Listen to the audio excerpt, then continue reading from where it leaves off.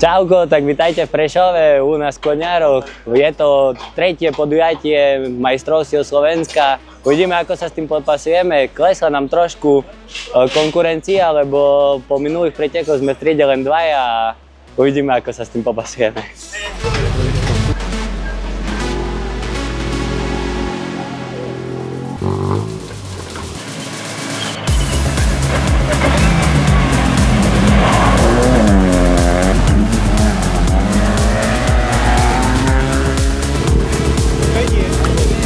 Tak po prvej etape nás Prešov veľmi trápi.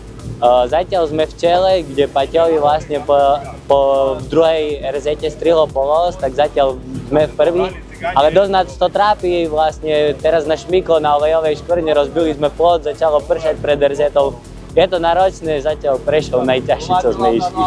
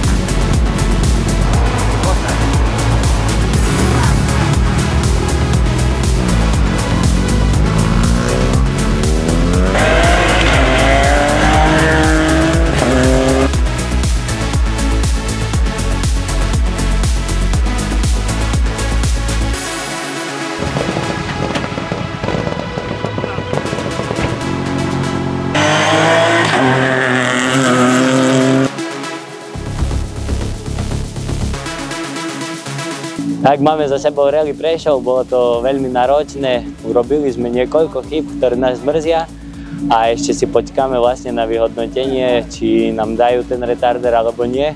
Ak nám dajú retarder, tak sme tretí v dvojkolkách a prvý v triede, ak nie, tak sme druhý v dvojkolkách a prvý v triede. Ďakujem všetkým, čo boli sa pozrieť, či pri tráti, či v DP, aj keď DP ich veľa nebolo.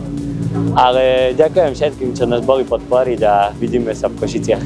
Prečo sa nechytali a neposudzovali, prečo sa sme tam došli. Takže ja keď ja teším na Palo Herma, tým zvyčajne zvykli byť